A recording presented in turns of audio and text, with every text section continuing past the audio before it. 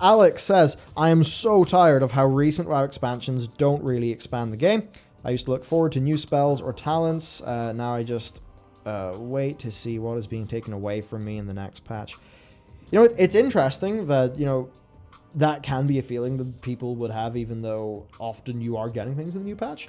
But I think what Alex is going for is... Because, if he's thinking this, then he's probably somebody who started playing WoW around when we did. Yeah.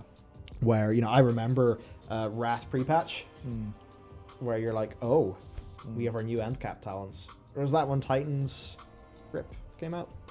I'm pretty sure it was. I think so, yeah. Yeah, I remember running around Stormwind during a zombie plague, if memory serves, with two Antas. It was pretty awesome. But yeah, it's that thing where, I think World of Warcraft was growing and working out what it is over those earlier expansions. And now we're at the stage where I think Blizzard don't want to grow out what the World of Warcraft experience is. They want to, I think, sort of go in, refine, and then just keep on going. Yeah. And a lot of people don't like that. I am the sort of person, I would like to see, player housing. That's a new feature in World of Warcraft. It's there forever. Caverns of Time. We can expect Caverns of Time stuff just as a thing in the game. New character customization features, something to be added to for all time.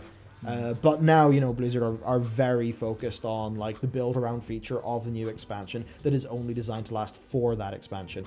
So I suppose many people, like perhaps Alex, would be thinking to themselves, all this time goes into making Horrific Visions, all this time goes into making Torghast and the whatever stuff, and then it's thrown in the bin at the end. All the time that went into making our class order halls, and all that time, we play the patch, not the expansion. We play the expansion, not the game. Yeah. And that is happening, I think, more and more and more and more over time.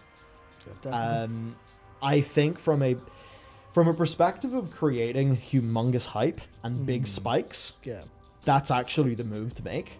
But I think if you want to optimize for long-term player satisfaction, it's just got to be building the game up and up and up and up and up slowly, and that's not really the way they do it these days. So I think that just means there's a category of people, like a bit of me, a bit of you, maybe a bit or a lot of Alex, for whom that's just how it feels. Yeah. Also, they poisoned the well with BFA. Oh, yes. They certainly did. Because now, BFA is what gave so many people the feeling of just being punished for no good reason. And okay. Yeah. For if Ian explains it to you in a Q&A, a good reason. Yes. And that's actually basically the thing. And it reminds me of, it was a concept, I think it was from Jocko podcast of, good shot, bad result. Yeah. And it was basically just their concept of, based on, the rules of engagement, etc., etc., etc., the correct decision was made, but it obviously had the, maybe a blue on blue, right? External factors like, so it's that sort of thing where all of the philosophies that, like Ian would have explained in one of those Q&As that they've mysteriously stopped doing, lots of us would agree with those philosophies. Mm-hmm. And I would almost always be in agreement with Ian. Yeah. But that's just a philosophy. And it's different when it's something players can feel. And I think BFA was just that thing of, the AoE target cap. The GCD change of BFA.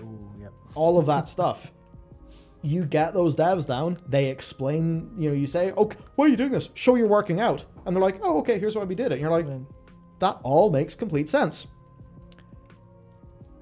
Mission accomplished?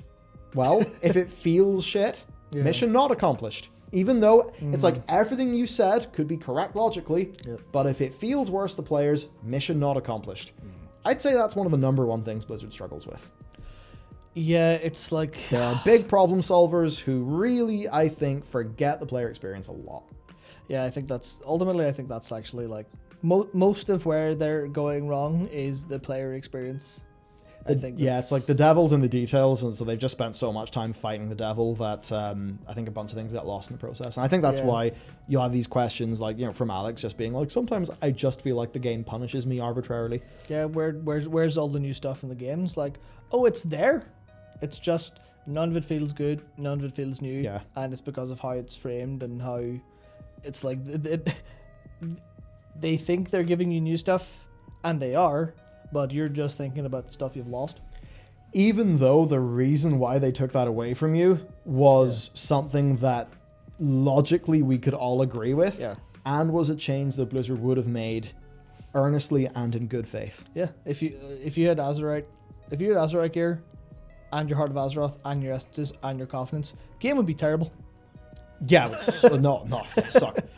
A lot of us would then just say, well, we don't want those things that we throw away at the end. We'd rather just get, building up over time. Yeah, I think to use another half-baked stupid analogy, not about food. It's like a tree or a bush in your garden. It's like vanilla was like a little sproutling the first baking up. We're like, oh sweet, throw a bit of water on it. Oh, TBC, oh fantastic. Oh, wrath, beautiful, everything.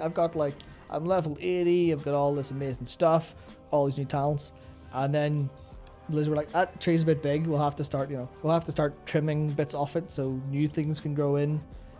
It's just trimming the bush down so it's not too big, I think is what it kind of ended up feeling or actually being. But it just feels like, why is my fucking tree not growing anymore? Yeah. That's getting the feeling like.